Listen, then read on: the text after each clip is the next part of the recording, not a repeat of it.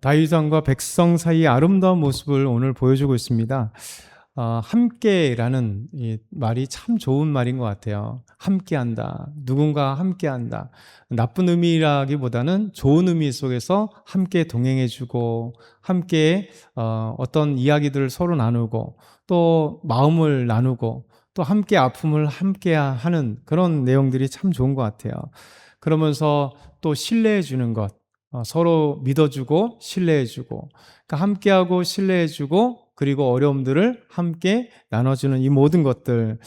오늘 말씀은요, 이 다윗 왕과 백성들과의 관계가 우리에게 너무나 아름답게 그려지고 있어요. 그 백성의 마음과 다윗의 마음이 하나 되고, 또 다윗과 백성이 함께 하는 아름다운 말씀입니다. 이제 다윗이 마하나임에 진을 치고 있다가 이제 압살롬이 오고 있어서 그 군대와 함께 싸우기 위해서 이제 다윗은 백성들을 보내게 됩니다. 그래서 백성들에게 나아가서 천부장과 백부장을 세워요. 그러니까 백부장은 100명 정도의 군산을 거느리는 조직체죠. 장교.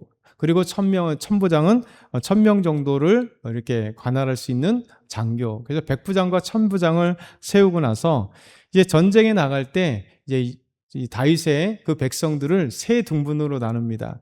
그래서 이 세 등분을 나눠서 군대 장관을 요압과 아비새와 그리고 이때라는 이 세 명에게 다윗의 가장 최측근이고 충성스러운 이런 부하들, 이 장관들에게 맡깁니다. 그래서 요압 장군에게 맡기고 아비새에게 맡기고 이때에게 맡겨서 세 군대를 그 세 백성들로 나눠서 이제 마하나임에서 압살롬의 군대들과 함께 이스라엘과 함께 싸우기 위해서 보내고 있는 것이죠. 그러면서 다윗은 참 백성들에게 아름다운 말씀을 하세요. 참된 리더십이죠. 그러니까 어제 곰곰이 생각하면서 마치 우리나라의 가장 존경스러운 장군 하면 이순신 장군을 생각하잖아요. 그러니까 이순신 장군이 단순하게 뭐 한산대첩이나 명랑대첩이든 뭐 이런 많은 대첩에서 그냥 단순하게 승리해서 승리한 장군으로 기억하는 게 아니잖아요. 이순신 장군의 가장 존경스러운 건 뭐냐면 함께 저 백성들과 함께 생사고락을 같이 하고, 그렇죠? 자기들의 부하들을 정말 끔찍이 사랑하고 그들이 힘들 때 떠나지 않고 자기 혼자 호의호식하거나 자기 혼자 영광을 받거나 국가의 어려움 속에서 국가를 내버려 둔 채가 아니잖아요. 그래서 항상 이 이순신 장군의 귀함이 뭐냐면 국가의 어려움이 있을 때 자신의 모든 그렇죠? 목숨을 바쳐서 국가를 위해서 자기가 이 원균에 의해서 모함을 받고 자기의 모든 지위가 박탈되었을 때도 백의종군 하면서 국가를 위해서 조선이라는 나라를 위해서 자기 헌신을 다했고, 그리고 다시 이 통세사가 됐던 아니면 어떤 대첩이 됐던 이 자기들의 군사들과 항상 이 생사고락을 같이 하는 거기 때문에, 그래서 함께하고 그리고 그 군사들이 장군의 그 마음들을 이해하니까 자기들을 이해해주고 함께 배고파하고 함께 먹을 것이 있으면 나눠 먹고, 그러다 보니까 이 이순신 장군의 그 위대함이 있는 거죠. 마지막에 대첩에서 뭐예요? 이제 자기 죽을 위기가 됐을 때, 맞았을 때, 내 죽음을 알리지 마라라는 그 너무나 귀한 말이 있잖아요. 그것이 어떻게 보냐에 따라 다르겠지만, 어찌됐든 간에, 이 전쟁에서 완전한 승리, 내 지금 이 상처, 내 죽음, 이런 게 중요한 게 아니라, 우리 이 조선의 승리와 그리고 우리 군사들의 승리가 중요하기 때문에 자신의 죽음을 알리지 말라고 하는 그런 내용들이에요. 그만큼 이제 함께하고 그리고 신뢰받고 있는 장교나 왕, 그리고 백성들이 함께 또 사랑하는 왕, 이런 관계가 다윗인데, 이렇게 세 등분을 해서 이제 압살롬의 군대와 싸우러 나갈 때 다윗은 이런 얘기를 합니다. 백성들에게 나도 반드시 너희와 함께 하겠다. 함께 가겠다. 이렇게 얘기를 합니다. 그러니까 다윗은 참 멋있잖아요. 사실은 두렵죠. 지금 나가서 싸우면 패하게 되면 자신이 죽을지 안 죽을지도 모르는데 백성들만 보낼 수 없다는 거죠. 백성들만 죽을 수 없다는 거죠. 혹시 그래서 나도 나가서 싸우겠다 이렇게 얘기했더니 놀랍게도 백성들의 반응이에요. 참 백성들의 반응. 지금까지 말씀드린 것처럼 다윗 왕과 백성 이 사이에 아름다운 신뢰 관계 그리고 서로를 위한 이 아름다운 관계가 있습니다. 우리 3절 말씀 한번 같이 읽어볼까요? 3절 시작.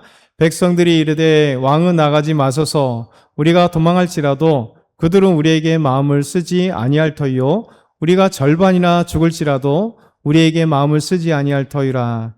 왕은 우리 10,000명보다 중하오니 왕은 성읍에 계시다가 우리를 도우심이 좋으니이다 하니라. 백성들이 이 말을 하는 거예요. 다시 내가 반드시 너희와 함께 하겠다, 같이 가겠다 그랬더니 아닙니다. 당신은 여기 계십시오. 왜냐하면 적군과 싸울 때 생각해 보십시오. 우리가 도망할지라도 그들이 신경 쓰겠습니까? 우리가 반이라도 죽어도 그들이 신경 쓰겠습니까? 실제 그들의 목표는 다윗 왕이잖아요. 그렇죠? 우리가 싸워서 전멸할지라도 우리는 다윗 왕을 잡기 위한 하나의 과정에 불과한 것이지 우리가 중요한 게 아닙니다. 그러니까 다윗 왕께서 우리와 함께 하시면 우리가 죽든지 전멸되든지 어쨌든 다윗 왕이 목표인데 함께하면 안 되지 않습니까? 우리가 도망가던 아니면 우리가 죽던 그들은 우리 신경 쓰지 않을 겁니다. 그러니 여기 계십시오. 여기 계십시오. 당신이 중요합니다. 이렇게 얘기하죠. 그리고 나서 여기 계시다가 우리가 힘들 때 그때 와서 도와주십시오. 이게 참 다윗 왕과 백성들의 아름다운 관계 속에서 일어나는 거예요. 이 말씀 보면서 참 귀하다. 그렇죠? 우리도 다 그런 거잖아요. 교회라면 목사와 우리 모든 성도님들이 관계가 그래야 되고요. 그렇죠? 우리가 직장이라면 직장 상사와 그리고 함께 직원의 관계가 그래야 되고요. 또 우리가 어떤 동호회가 있던 아니면 뭔가 있다면 거기서도 마찬가지로 그리고 리더급이 있을 거잖아요. 그리고 함께 회원들이 함께 이렇게 서로 마음을 나누고 정말 서로 이해하고 신뢰한다면 그런 조직체는 깨지지가 않죠. 교회도 깨지지가 않는 거예요. 교회가 더 아름답게 성장하고 믿음으로 나아가겠죠. 두 번째 보면 이제 압살롬은요 자신이 자랑하는 것이 오히려 걸림돌이 되게 돼 있어요. 이제 가서 이스라엘 군대들과 함께 이제 압살롬의 군대죠. 다윗의 백성들이 가서 싸우기 시작합니다. 마하나임이라는 곳에서 그리고 마하나임 수풀에서 이제 막 싸우기 시작을 합니다. 이제 점점 싸우다 보니까 다윗 군대들이 이제 이기기 시작을 하는 겁니다. 그곳에서 20,000명을 죽이고 결국 압살롬이 도망가게 됩니다. 우리 9절 말씀 한번 읽어볼까요? 압살롬이 다윗의 부하들과 마주치니라. 압살롬이 노새를 탔는데 그 노새가 큰 상수리나무 번성한 가지 아래에 지날 때에 압살롬의 머리가 그 상수리나무에 걸림에 그가 공중과 그 땅 사이에 달리고 그가 탔던 노새는 그 아래로 빠져나간지라. 압살롬이 이제 지니까 너무 급한 거예요. 그 압살롬이 노새를 탔는데 노새를 타고 이제 도망가는 거죠. 얼마나 도망가는 게 급했는지 이 상수리 나무에 머리가 걸려서 때렁때렁 멜린 거예요. 그러니까 막 도망가다 상수리 나무 가지가 많은데 거기에 걸렸다면 생각해 보세요. 상수리 나무가 분명히 보였을 텐데 상수리 나무 하나만 있진 않았겠죠. 스프릴이니까 상수리 나무들이 많으니까 그것을 향해 막 달려가다가 분명히 웬만하면 다 피하겠죠. 그런데 얼마나 급하면 피하는 것 중요한 게 아니라 도망가는 게 중요했기 때문에 그렇게 달려가는 거죠. 그러다가 이 상수리 나무에 머리가 탕 걸려버렸습니다. 그리고 그를 태웠던 노새는 걸려버리니까 그냥 도망가 버린 거예요. 그러니 이제 죽을 위기에 놓여 있게 된 거죠. 10절 뒤에부터는 이제 그 내용이 있지만 오늘 9절까지 끊었으니까요. 근데 우리가 전에 읽었던 사무엘하 14장에 25절과 26절에 보면 압살롬의 참 아름다운 모습을 우리에게 그려줬잖아요. 온 이스라엘 가운데 압살롬같이 아름다움이 크게 칭찬받는 사람이 없었다. 그는 발바닥부터 정수리까지 흠이 없었다. 중요한 건 그 머리털은 참 무거웠다. 그래서 그 머리털을 1년에 한 번씩 깎는데 왕의 세겔로 한다면 200세겔, 그러니까 1kg가 넘는 그 머리털을 깎았는데 1kg가 넘는 1년에 한 번 깎는데도 그렇게 그러니까 모두가 존경할 만한 너무나 부러워할 만한 그 머리털을 갖고 있고 머리를 갖고 있고 온 몸에 가지고 있는 거죠. 그런데 결국 압살롬이 자랑했던 이 아름다움이 그 머리털이 아마 머리만 걸렸겠어요? 아마 머리털도 걸릴 수 있겠죠. 이런 것을 통해서 어쨌든 간에 대롱대롱 매달리게 되는 압살롬. 어찌 보면 하나님의 승리죠. 결국 압살롬이 암논을 죽이기도 하고요. 피해 숨어가기도 하고 아버지가 용서를 해줬음에도 불구하고 비록 만나진 않았지만 나중에 3년 뒤에 또 만나가지고 4년 뒤에 만나가지고 결국 아버지를 해할 욕심을 갖고 반역을 하게 되는 이런 악한 자들의 최후를 우리에게 보여줘요. 그러니까 하나님은 반드시 선악간을 심판하십니다. 그리고 하나님의 사람들은 반드시 지금까지 다윗의 피난길을 보지만 하나님은 항상 도와주세요. 그리고 떠나지 않으시고요. 그리고 결국은 하나님의 선한 손길을 우리에게 보여주시는 거죠. 그래서 오늘 이 말씀을 한번 기억하면서 이 왕과 백성들과의 아름다운 관계가 우리에게 적용해야 되겠죠. 우리에게 엄마와 자녀들과의 관계, 아빠와 자녀들과의 관계, 가족이라면 그렇고요.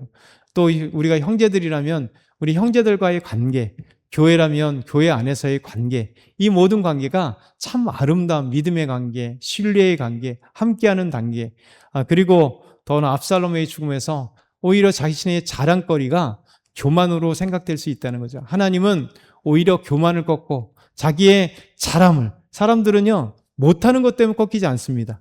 대부분 다 신기하게도 내가 잘한다라고 승승장구하는 이 자랑거리가 어느 순간에 교만이 되고 그 교만거리가 그 사람을 망하게 하고 넘어지게 하는 그 문이 되는 거예요. 열쇠가 되더라고요. 그래서 우리는 항상 자랑하는 것을 자랑도 하지만 그럼에도 항상 겸손할 수 있도록 하나님께 붙들면 하나님이 오히려 더 크게 수양합니다. 오늘도 믿음으로 승리하는 저와 여러분 다 되길 소망합니다.